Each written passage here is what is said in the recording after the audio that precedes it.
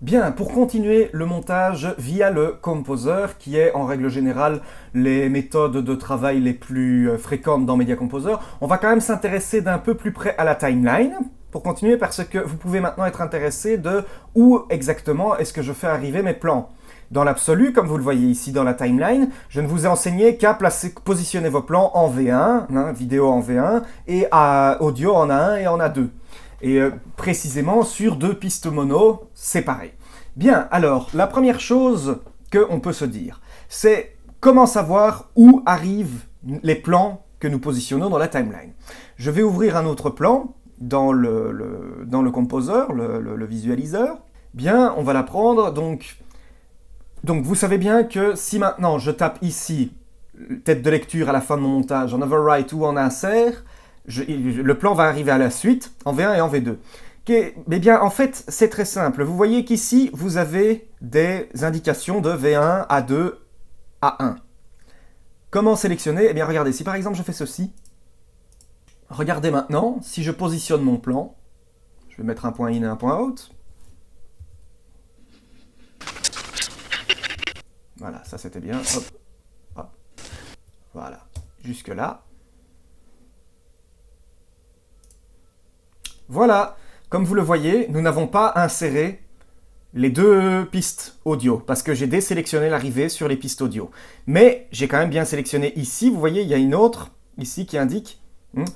Qu'est-ce que ça veut dire ceci? Ça veut dire qu'il y a bien des pistes audio qui sont sur le plan. Bien. À la suite... Si maintenant, j'ai envie de faire aller, par exemple, la vidéo sur une autre piste. Donc ceci est valable évidemment aussi concernant la vidéo. Voilà. Si par exemple maintenant, je désactive la vidéo et que je repositionne l'audio, regardez qu'est-ce qui se passe. Eh ben voilà, j'ai repositionné mes deux pistes audio là où elles sont. Bien, alors maintenant, comment arriver à faire plus en différé? Vous voyez, donc autrement dit, on peut placer la vidéo uniquement ici et l'audio uniquement en dessous. Bien, alors la première chose qu'on va voir ici, c'est, je vous en parlerai plus activement lorsqu'on parlera du montage dans la timeline, c'est comment ajouter des pistes. Donc c'est très simple, vous faites un clic droit et vous faites New Video Track, par exemple. Donc voilà, vous avez l'arrivée en V2. Donc alors, qu'est-ce qui se passe là maintenant si...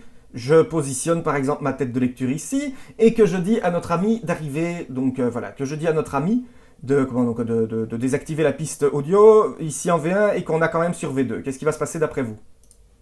Ah ben non, ça marche pas. Pourquoi ça? Parce que vous avez ici ces trois indications qui vous indiquent qu'est-ce qui part, qu'est-ce qui est dans votre composeur dans votre composeur de départ. Vous devez faire ainsi. Hop, et alors là maintenant, regardez, je vais désactiver les deux arrivées. Hop, et voilà, nous avons...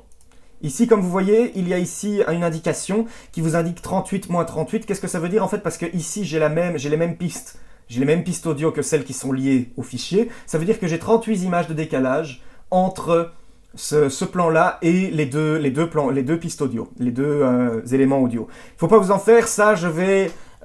aborder plus activement lorsqu'on parlera du montage dans la timeline. Jusqu'ici, je pense que vous avez bien compris, c'est très simple. C'est bien entendu également valable pour les pistes audio. Si par exemple, je vais prendre un autre plan, je vous l'accorde, le montage que je suis en train de faire est loin d'être un chef-d'œuvre. Bien, alors, je vous enseigne rapidement, mais je réaborderai ça dans le montage dans la timeline. Donc vous pouvez aussi, bien entendu, faire des tracks audio, des pistes audio. Donc si ici maintenant je dis New Audio Track, je vais rajouter une piste en mono et je vais en rajouter deux.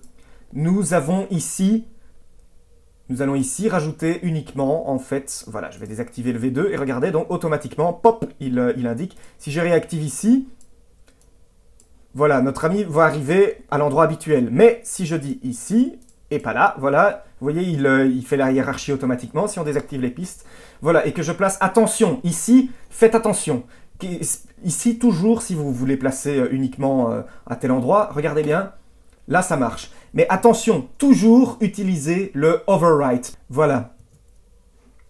Donc, je vais encore faire un petit exemple. On va reprendre la vidéo. Oui, il est important que vous sachiez cela. Regardez ici, je passe ici, hop, à la piste en V2. Il faut savoir, ça c'est la hiérarchie des logiciels de montage. et des logiciels de compositing et des logiciels d'étalonnage d'ailleurs, c'est que la piste du dessus prend toujours le pas sur celle du dessous. Ça veut dire que si vous avez une piste au-dessus, en piste vidéo, vous allez voir celle du dessus, pas celle du dessous. Évidemment, par contre, avec les pistes audio, là, les pistes audio sont toutes lues en même temps. C'est pour ça d'ailleurs qu'il faut faire un mixage, vous vous en doutez. J'aborderai plus ça dans d'autres formations, le mixage. Bien, si je prends ici une autre piste vidéo, je vais la positionner en splicing, je vais remettre ça ici, je vais désactiver, je vais juste réactiver la piste vidéo en splicing. Eh bien, il faut pas, n'oubliez pas, attention, n'oubliez pas bien entendu que si vous utilisez l'insertion et non pas l'overwrite, l'insertion va toujours s'effectuer, mais pas sur les pistes sur lesquelles vous n'avez pas défini l'arrivée. Vous comprenez? Donc ici, qu'est-ce qui s'est passé? Regardez, je vais faire un pomme Z et je vais réactiver avec le splicing. Hop, il a déplacé mon plan, mais il l'a déplacé uniquement sur cette piste-ci. La durée totale de mon montage a été modifiée, mais il l'a placé en insertion uniquement sur la piste du dessus, pas sur la piste du dessous. Vous comprenez l'affaire? Et donc maintenant, si par contre, regardez, je peux activer toutes les pistes, qu'est-ce qui va se passer si maintenant j'active toutes les pistes, mais que je désactive ici l'arrivée? Regardez bien, comme ça vous allez vite comprendre quelle est la différence entre ces deux arrivées-là. Je vais faire un pomme Z. Voilà, j'ai tout d'activé, mais je dis bien que je n'active pas l'arrivée de mes pistes audio. Qu'est-ce qui va se passer d'après vous si je fais une insertion? Enfin non, on va plutôt dire un overwrite. Hop, vous voyez, il a positionné mon plan, uniquement la vidéo, parce que j'ai dit que dans l'arrivée, je ne voulais utiliser que ma vidéo, mais par contre, même s'il n'a pas positionné les deux plans, les deux éléments audio, puisque j'ai défini là que je ne voulais pas faire arriver mes deux plans audio, il a quand même écrasé le tout, parce que j'ai signifié que ce plan devait arriver sur tout le montage. Il a donc fait l'écrasement ici. Je vais faire un pomme Z. Qu'est-ce qui se passe d'après vous si j'utilise le splicing? Maintenant, l'insertion, eh ben, pouf, voilà, il a tout inséré, il a inséré sur toutes les pistes. Ça va, c'est clair pour vous? Ça, n'hésitez pas à poser des questions. En fait, Media Composer, ça fonctionne souvent comme ça et c'est assez pratique, en fin de compte, ce principe de piste. Où est-ce que je fais arriver ma matière? Est-ce que je la fais en insertion? Est-ce que je fais aussi... Voilà, si je fais ainsi, vous voyez, si je fais les deux pistes audio, ici, je peux plus rien sélectionner. Voilà, ici, donc, qu'est-ce qui va se passer d'après vous? J'ai mis la A2 avant la A1, mais je vais faire une stéréo inversée, vous comprenez? Tout ce qui est piste audio, etc., je verrai plus dans le montage, dans la timeline, afin que vous compreniez, mais ici, l'idée, c'est que vous compreniez comment est-ce qu'on peut personnaliser son arrivée. Et c'est très simple. Vous voyez, donc, là, à partir de là, si vous avez compris, vous pouvez aisément mettre votre piste vidéo au-dessus de l'une, au-dessus de l'autre, vos pistes audio en dessous, et comme ça, vous personnalisez votre montage simplement en touchant à votre tête de lecture, en touchant à ceci. Vous n'êtes pas obligé de modifier la position des plans dans la timeline. C'est un principe de montage qui est assez rapide et qui est très pratique dans le Media Composer. Je vais faire un pomme Z. Je voulais aussi attirer peut-être votre attention sur une autre fonction dont je ne vous ai pas parlé dans le montage, dans le Composer. Je vais remettre ici en V1. Regardez, ici par exemple, j'ai un trou. Donc j'ai un passage vide qui, comme vous le voyez dans le montage, on en arrive à du noir. Avant d'en revenir sur les plans de suite, il y a une fonction dans le Media Composer qui est particulièrement pratique, qui s'appelle le Replace Edit. Qu'est-ce que c'est que le Replace Edit? Je vais prendre un autre plan. Alors, qu'est-ce que c'est que le Replace Edit? Eh bien, regardez, j'ai défini, donc, je vais mettre un point in, je ne vais pas mettre de point out. Le but, c'est de combler ce vide ici. Alors, plutôt que de faire un in-out dans la timeline et de faire un in-out ici et de définir l'arrivée sur ce trou, regardez, ici, j'ai bien défini, donc, vous voyez que mes pistes V1, A1 et A2 doivent arriver sur ce point-là. Mais je ne veux pas que le montage soit modifié, je veux juste que ce plan-là comble. Plutôt que de faire un in-out comme je vous ai expliqué, il y a une fonction très pratique qui s'appelle le Replace Edit. Si maintenant je fais ceci, le Replace Edit, et ben voilà, vous voyez en fait, à partir du point in, il a effectué le remplacement. Il a comblé tout le point vide jusqu'à temps qu'il a trouvé une nouvelle essence vidéo sur la timeline. C'est une fonction très pratique donc qui vous permet éventuellement, si vous faites votre montage de façon variée, en positionnant des plans à droite à gauche avant de faire le milieu, etc., eh bien ça vous permet donc de respecter le temps. C'est une fonction très pratique. Donc ne pas oublier non plus les raccourcis clavier. Il n'y en a actuellement pas de défini sur ce principe. Je vous rappelle que concernant les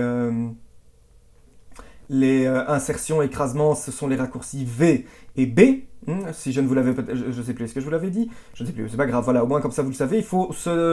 J'aborderai ça plus dans un atelier pratique, mais il faut s'habituer à monter avec les raccourcis clavier. Il n'y a pas encore de raccourci clavier appliqué au Replace Edit, mais je vous en parlerai comment l'attribuer dans la partie personnalisation. Voilà, comme ça, vous savez maintenant déjà, à partir de maintenant, vous savez vraiment maîtriser votre principe de montage via le Composer, donc via les deux fenêtres Composer. Ce qui est très pratique, c'est une méthode de travail, comme je vous l'ai dit, qui est assez répandue dans le Media Composer. Donc voilà, là, vous savez déjà monter une séquence pleine. On va maintenant s'attaquer un peu au montage dans la timeline, histoire que si vous voulez revenir un peu sur ce que vous avez fait par rapport à avant. Donc voilà, à tout de suite.